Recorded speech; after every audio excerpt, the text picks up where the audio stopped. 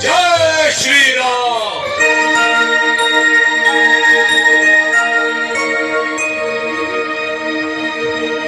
सीते, आज हनुमान नहीं दिखाई दे रहे।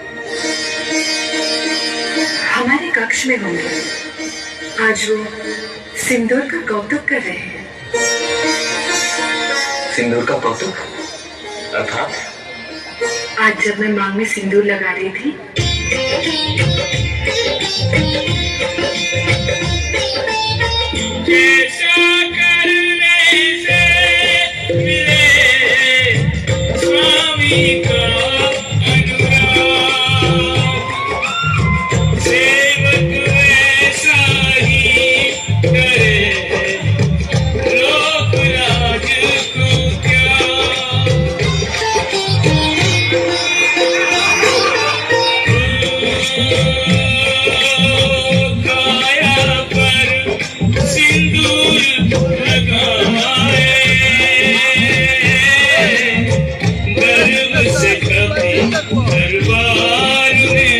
दरबार में करने को